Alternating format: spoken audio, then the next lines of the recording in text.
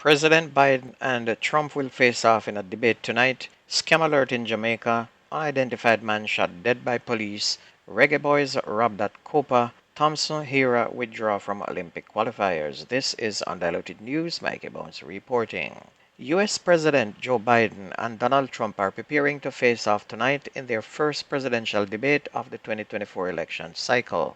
The showdown will make history as the first debate between a sitting president and a former president. And with fewer than 5 months until the election, the stakes are high as they make their pitch to voters on key issues.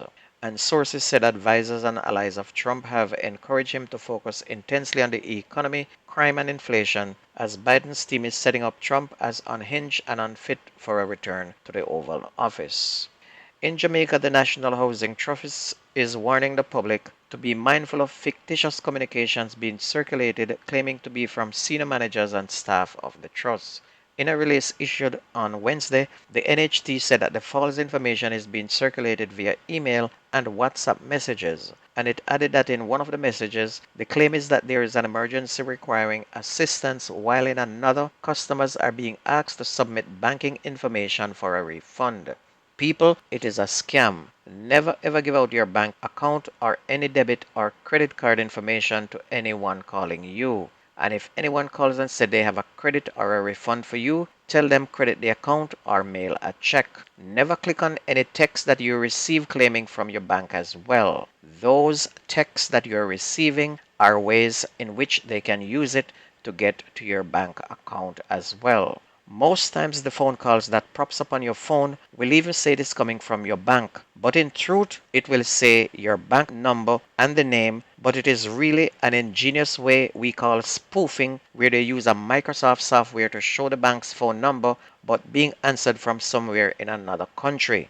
People, I deal with these cases every single day. Unfortunately, with cases of people losing thousands and thousands of dollars because they gave out their information. Was able to recover some, but most times people end up losing their life savings because they give scammers their bank accounts or card numbers. When you get a call about fraud on your account from anyone, tell them thank you, then hang up and call the bank yourself. Do not call the number that just called you. Make sure you're calling the bank correct number. Another lesson is never ever give anyone your online bank information. Do not give out your username or your password. No one at the bank needs any information to help you with those things. We already have it, so we don't need it. No one at Microsoft or any fraud department need that information either. You have been warned. And this goes for people living in Jamaica. This goes to people living in the US. This information goes to people living in Canada and anywhere else in the world. You get it right here on this radio station. Transport Minister Darrell Vaz on Wednesday met with members of the Police High Command to discuss the ongoing theft of diesel fuel from the Jamaica Urban Transit Company. Speaking at Wednesday's post-cabinet press briefing, Mr. Vaz said his state-owned bus company continues to lose millions of dollars due to the theft of diesel fuel. He indicated that the fire at the Spanish Town depot in St. Catherine on the weekend may have been triggered by the long-standing illegal activity. Mr. Vaz said he is awaiting a report from the police on that investigation. One bus was destroyed in the flames on Sunday, while two others sustained minor damages. An employee of the bus company was taken to hospital with burns.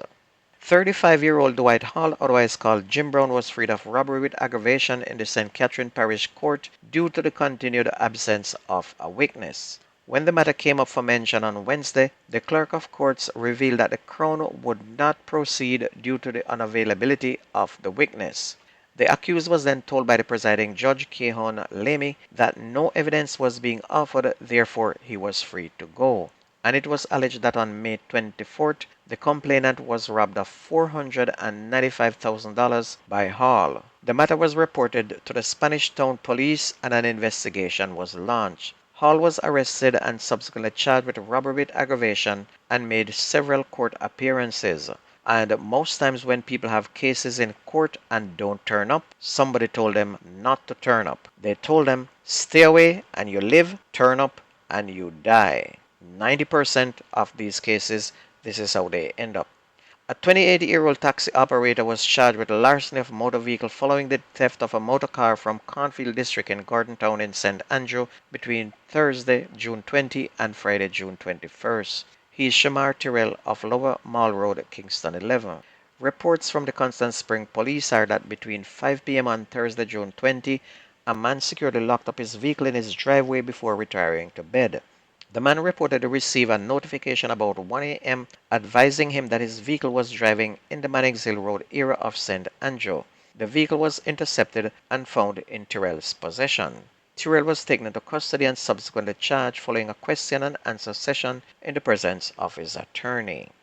An unidentified man was fatally shot during an early morning operation by the security forces in Boys Content in Old Harbor in St. Catherine. A police officer was also shot and injured in that shooting incident. The St. Catherine South Police said a firearm was recovered from the deceased. Details on the operation are not yet available. On to sports, Jamaica Reggae Boys played their hearts out but was robbed of a goal by the thieving South American referee, who it seems was only there to make sure that Ecuador, who is also from South America, win that game. It is not a good look when a person can handle a ball in the penalty area and everybody see it, including the referee. Then they also have the VAR's cameras to check the replay, which clearly shows the handball, and the referee said no penalty. And this was shown several times over and over during that game. From there, the game deteriorated and Jamaica ended up losing 3-1. And with this second loss, Jamaica has now crashed out of the Copa America tournament. The Jamaica Football Federation has now decided to suspend the selection of Leon Bailey to the senior men's national team. In a release yesterday, the JFF disclosed that the decision was made following recent incidents, including the Aston Villa winger's decision not to participate in the Copa America 2024 team after being selected. The JFF added that it also considered Bailey's previous announcement that he wanted to take a break from its national duties. Two-time Olympic sprint double champion Elaine Thompson Herah has withdrawn from the national trials due to injury and will be unable to defend her sprint titles at the upcoming Olympic Games in Paris. Thompson Herah management team made the announcement in a release yesterday. The 31-year-old appeared to sustain an injury during a 100-meter sprint at the New York Grand Prix earlier this month and was carried off the track. And it was reported that Thompson Herah injured her Achilles during that race. Thompson Herah, the back-to-back Olympic Games sprint double champion, finished at the back of the field in 11.48 seconds, and she immediately removed her shoes and limped off. And it was her first outing since the Prefontaine Classic in Eugene, Oregon last month, when she also finished last in 11.30 seconds. She did not look good in that race either. And don't forget, the best news and sports takes place on this station. If you missed the news, please go to YouTube, type in Jamaican Undiluted News, listen, like, share, and subscribe to keep it going. That's news and sports on your favorite radio station. My name is Mikey Bones. I gone.